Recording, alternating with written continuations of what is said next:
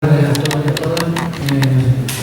Vamos a dar comienzo al debate de esta tarde, porque estas cosas cuando antes empezamos pues, tenemos más posibilidades de debatir y de llegar a conclusiones. La idea con la que pensamos la realización de este debate fue siendo conscientes todos los que estamos aquí de que la pobreza se va haciendo un problema cada vez más grave, más fuerte en esta comunidad nuestra. Nos parecía que no podíamos quedarnos quietos en torno a este tema. Ya al principio, cuando nos planteamos el debate, estuvimos ahí con la duda de plantear pobreza o plantear por la lucha por unas condiciones dignas de vida para todos y para todas. Porque el tema de pobreza nos parece que solo plantearlo como un elemento de pobreza es plantearlo ya como un elemento de exclusión.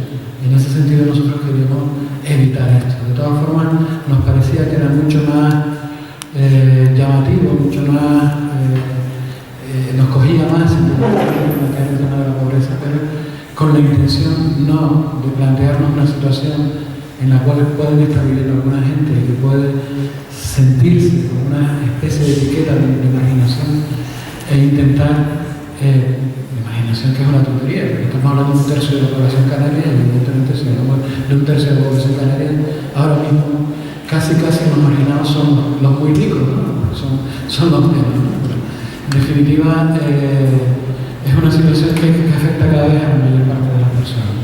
Por eso tuvimos esa duda a la hora de plantear el debate, porque yo creo que de lo que se trata es de plantear la lucha o el trabajo por una condición de vida digna para todos y para todas. Y esto es quizás el elemento fundamental en el que tendríamos que centrar. Lo que quisimos básicamente fue juntar, unir a organizaciones, instituciones y personas que están trabajando en este tema para ayudarnos, por un lado, a hacer un buen diagnóstico de la situación que tenemos en la actualidad en Canarias y por otro lado, establecer aquellos acuerdos básicos en que podemos estar de acuerdo todos, aquellos acuerdos mínimos que nos puedan unir a todos y que nos puedan permitir desarrollar una acción por la mejora de las condiciones de vida para todos. En ese sentido, probablemente ya Coco lo explicará con más detalle.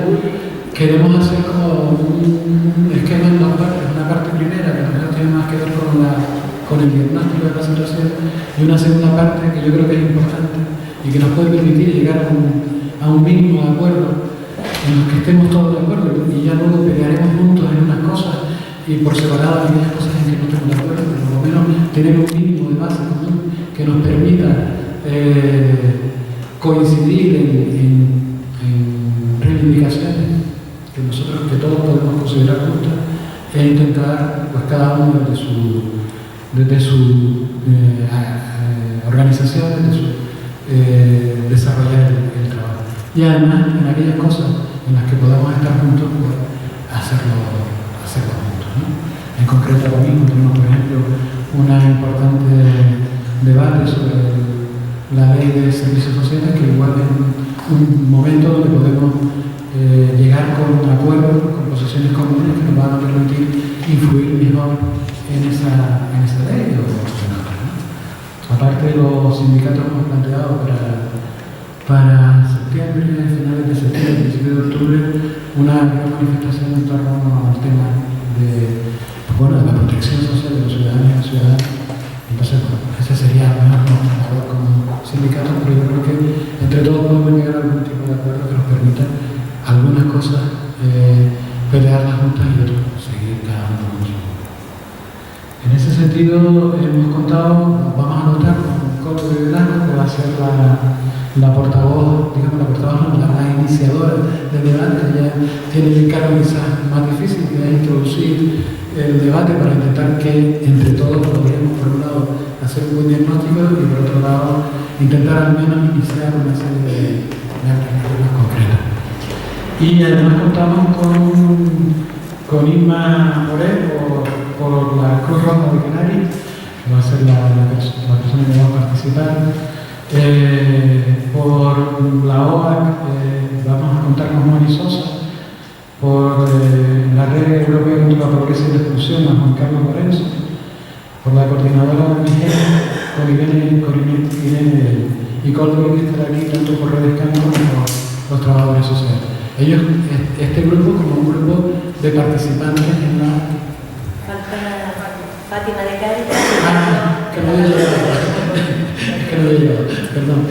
Fátima, bueno, de Cáritas, ustedes saben que ha presentado recientemente un importante estudio sobre la situación de la pobreza en Canarias. Y por otro lado, Carlos Arque, que es el párroco de Polvorín, que tiene un trabajo inmenso en ese sentido. Perdón por la...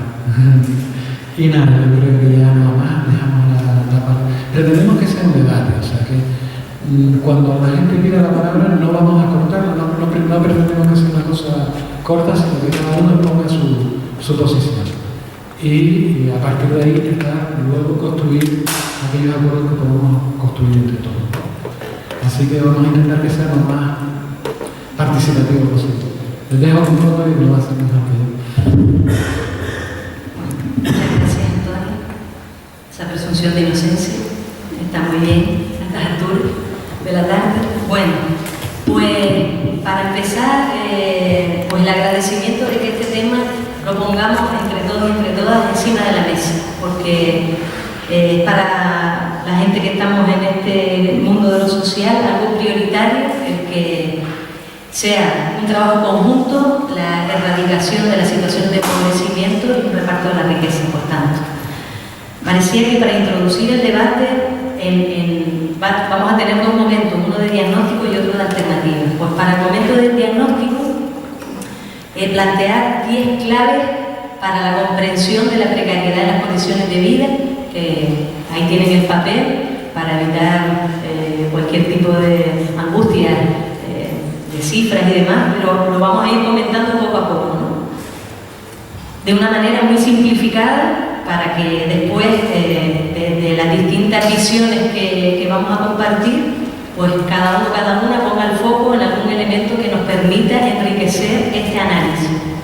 Un segundo momento, como dijo Antonio, de alternativas, y otro tercer momento final que va a ser ya la ronda de concreción de ¿y qué hacemos con todo esto? ¿Qué pasos concretos podemos dar para esta lucha por la justicia social? Bueno, en relación al diagnóstico, si les parece, empezamos por analizar la situación. Hay un primer elemento que nosotras siempre queremos plantear como previo, que es una visión internacional del empobrecimiento. Esto es muy importante porque nos sitúa en el que Canarias somos parte del mundo y el mundo es quien está sufriendo estos mecanismos de empobrecimiento en distintos lugares de una manera distinta, pero en todos está haciendo mella la situación de empobrecimiento. Y para ello, dos datos que nos pueden ayudar a entender este fenómeno a nivel mundial. Uno primero es el 0,6% de la población tiene el 40% de la riqueza, mientras que el 91% de la población cuenta con el 17% de la riqueza.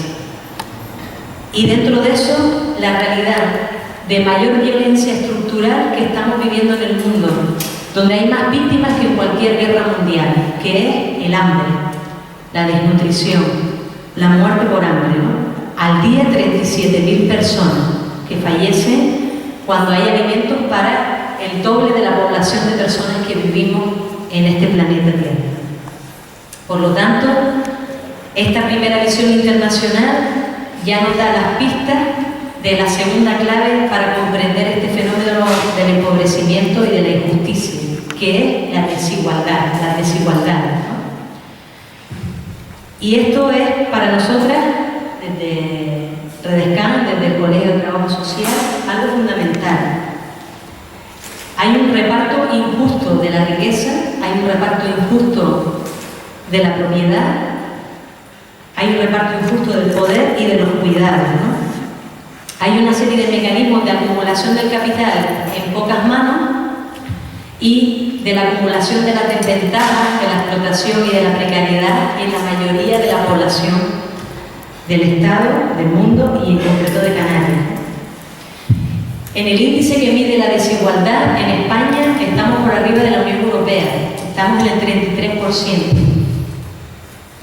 Según el último estudio de Saturnino, del profesor de la Universidad de La Laguna, plantea que Canarias ha retrocedido 4 décadas, 40 años en desigualdad. Estamos en la misma situación de desigualdad de hace 40 años, ¿no?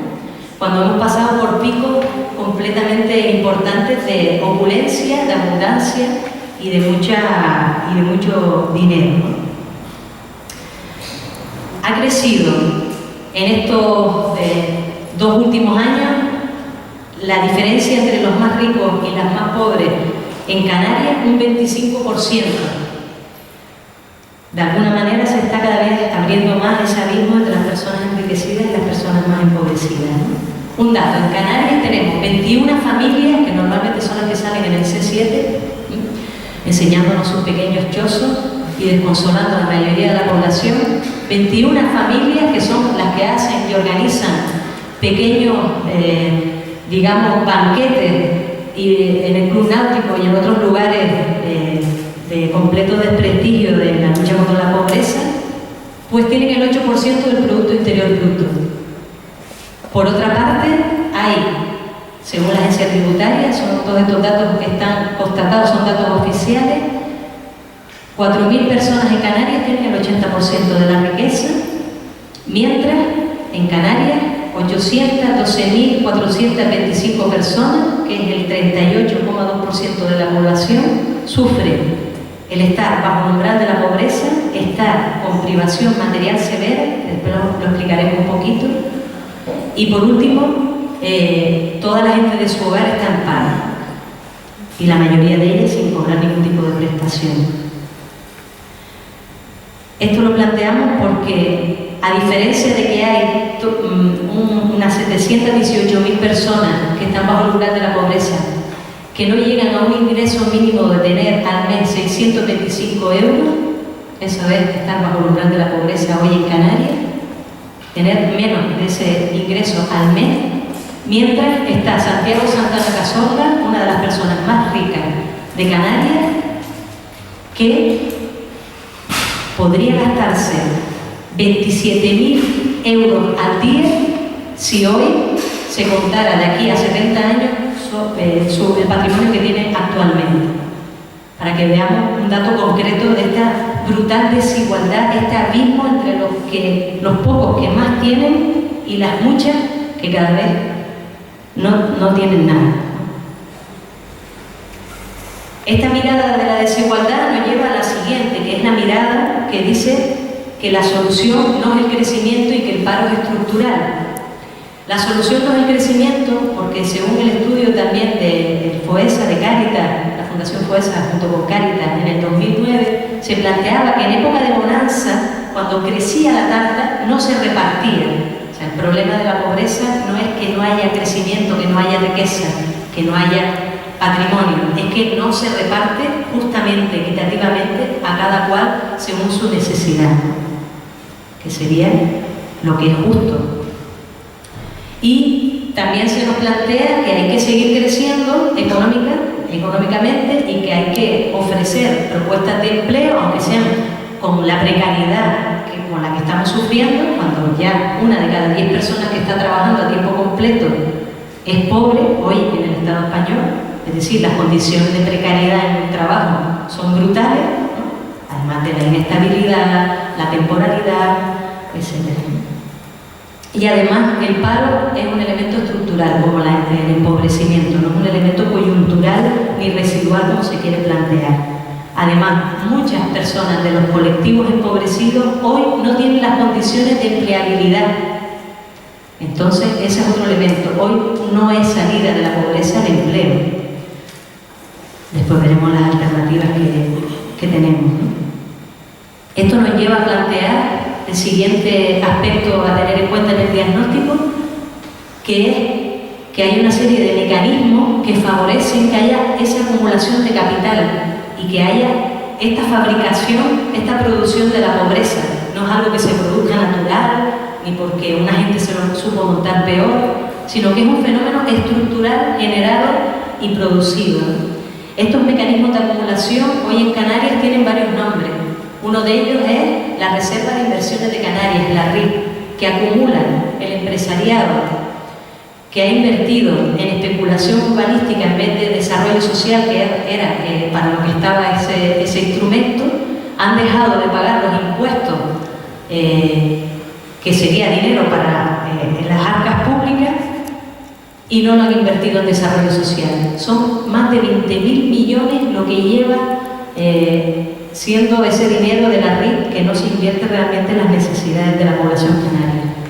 Por otra parte, crece el beneficio de las empresas en Canarias un 73% en el año 2012, con lo que no hay ningún tipo de situación de precariedad del gran empresariado, estamos hablando, ¿no?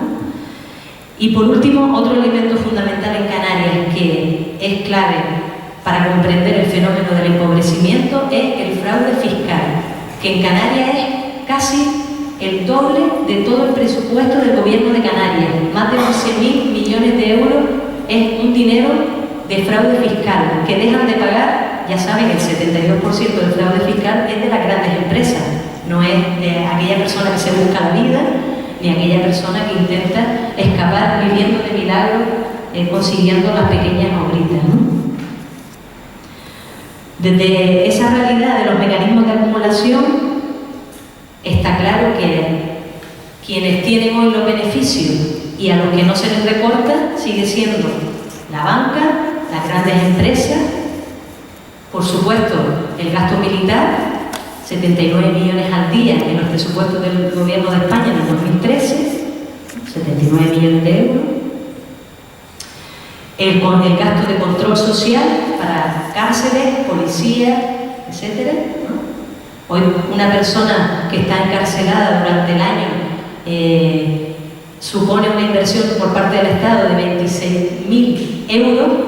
Imagínense todo lo que se podría hacer con ese dinero, además de que esa persona pudiera estar fuera del umbral de la pobreza, todos los beneficios que se podrían generar, ¿no? Y es que alrededor también del empobrecimiento hay un negocio, ¿no? Y los que tienen beneficios también es el pago de esa deuda ilegítima y odiosa que hay en el Estado, que uno de cada 4 euros en los presupuestos del gobierno de España también se va en eso. Y al mismo tiempo que no se recorta en algunos lugares, sí que se recorta en servicios públicos, en educación, en sanidad, en el sistema público de servicios sociales, que ha sufrido el peor recorte en estos años de todos, digamos, los pilares del estado de bienestar, sufriendo el 40% de recorte, y el plan concertado de las prestaciones básicas, que es para que haya servicios sociales en cada uno de nuestros pueblos y barrios, supone un recorte por parte del Estado, para que nos hagamos una idea, del 65%.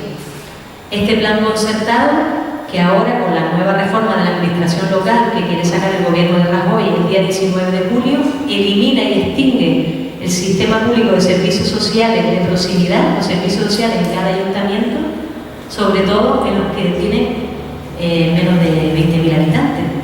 Servicios sociales en vías de extinción, con lo malito que están los servicios sociales en Canarias, que estamos los segundos a la cola después de Valencia, y que invierten en Canarias en servicios sociales 120 euros por habitante al año, una ridiculez en comparación con la situación de emergencia y de situación de necesidad que tenemos.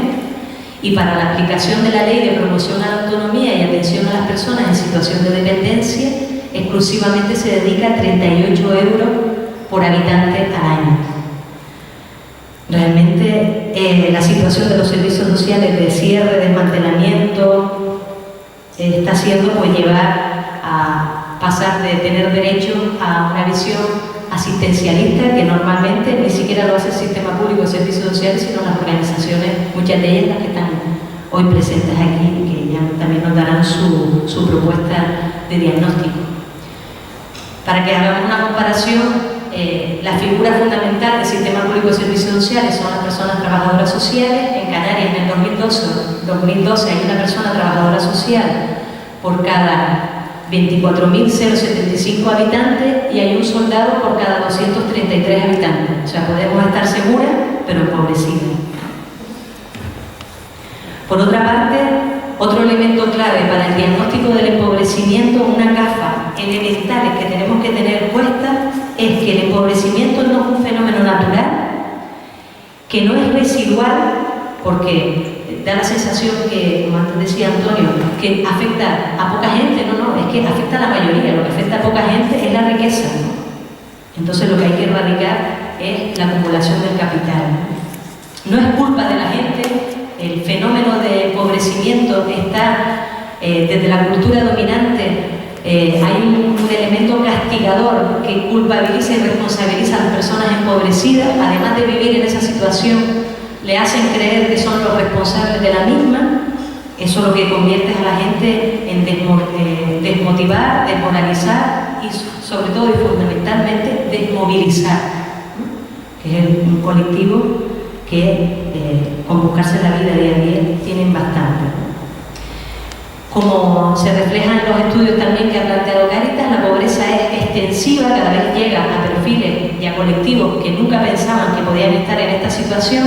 Los que ya estaban en pobreza, se ha intensificado su situación, es persistente, hay generaciones y generaciones y generaciones de personas que están en situación de empobrecimiento. Esto lo vemos en nuestro barrio. Con poquito que preguntemos o sabemos de quién eres tú, de quién sos vos, pues ya sabiendo de quién sos vos, pues ya se sabe que vienen de generaciones de mucha pobreza persistente, ¿no? A eso nos referimos. Pero un elemento fundamental es que la pobreza es cambiable. Como es un elemento que fabrica este sistema, cambiando los mecanismos que la producen, se puede cambiar. Es un elemento, por tanto, que es transformable, ¿no? Y por último, plantear también que no hay democracia si hay desigualdad, ¿no?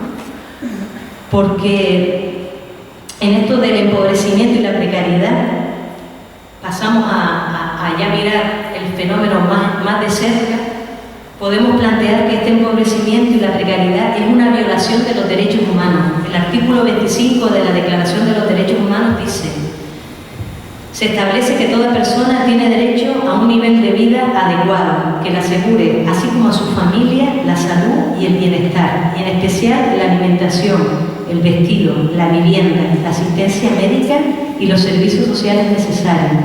Tiene asimismo derecho a los seguros en caso de desempleo, enfermedad, invalidez, viudez, vejez u otros en caso de pérdida de sus medios de subsistencia por circunstancias independientes de su voluntad. Por lo tanto, hoy la pobreza, el empobrecimiento es un fenómeno de violencia de esta estructura a la mayoría de la población, porque la deja sin cobertura en sus necesidades básicas, es una violación de los derechos humanos. Y podemos plantear que también hay dos rupturas en la exclusión social. Una que son una ruptura en los mecanismos que garanticen el acceso a los derechos para todos y para todas, y un también debilitamiento de los mecanismos de arraigo, de comunidad, de sentirse de buena vecindad, ¿no? Esas dos rupturas se tienen que dar para que exista el fenómeno de la exclusión. Y la exclusión se da cuando hay la suma de tres elementos. Una que es cuando se quita o se secuestra la posibilidad de participar en lo económico, tanto para producir como para consumir, en lo social, en la participación, en los vínculos, en tener grupos de apoyo, tejidos, y en la no posibilidad de participar políticamente en la vida social. Por lo tanto, como les decía antes, no hay democracia, ¿no? En Canarias, ¿cómo está esta situación? Como ya les decía, la tasa de riesgo de exclusión en Canarias, que es la tasa AROPE, que es una tasa que plantea la Unión Europea y que plantea que la pobreza no es solo carencia de recursos económicos, ese es un elemento central para las alternativas. No todo se soluciona del fenómeno del empobrecimiento con dinero. Hay otros elementos que tenemos que trabajar y que tenemos que cultivar, ¿verdad? Hay que plantear que bajo el umbral de la pobreza hay 718.000 personas con privación material severa, que es carencia de 4 de 9 indicadores, 82.630, y con todas las personas desempleadas que podrían trabajar en paro en su hogar, 339.985 según los datos del Instituto Nacional de Estadística del 2011, sabiendo que en el 2012 se ha agravado la situación y que en el 2013 se ha agravado también la situación. Finalmente, ¿quiénes son las víctimas de todo este modelo de desarrollo, de esta desigualdad, de esta injusticia, de este reparto, de este desmantelamiento de los derechos, de este fenómeno de ruptura de la no inversión en lo social? Más las mujeres que los hombres, las niñas y los niños. En Canarias, más de 137.004, según el estudio UNICEF, con la tasa AROPE, esta que les decía, bajo el umbral de la pobreza, privación material severa, y personas de su hogar todas en paro. Las personas jóvenes de 16 a 30 años es un fenómeno en todo el Estado español, la infantilización de la pobreza y la juvenilización de la pobreza, que además sufren, ya saben, la tasa de desempleo mayor en Canarias de todos los colectivos. Las personas migrantes no comunitarias, que a las que se les secuestra no solo el derecho de vivir, sino también y fundamentalmente el resto de sus derechos, de la salud, vivienda, etc. Personas con diversidad funcional, todas las personas con diversidad funcional, de cada 100 personas con diversidad funcional, 40 están en una situación de empobrecimiento en Canarias. Las personas encarceladas, hoy más de 3.000 en toda Canarias, que sufren una situación también de vulneración de sus derechos. Los hogares más pobres son los monomarentales, los que están llevados por una mujer con un niño o más niños a su cuidado. Las personas mayores, sobre todo las mayores mujeres, son el colectivo también más pobre, las desempleadas y las empleadas en precariedad, ¿no? Tratando también que la pobreza severa en Canarias es la más grave de todo el Estado. El 12% de las personas más pobres están en Canarias con más de 4 indicadores de exclusión social, ¿no? También según el FOESA del 2009. Bueno, pues hasta aquí este primer panorama de 10 claves concretas necesarias, por lo menos desde nuestra perspectiva, ¿no?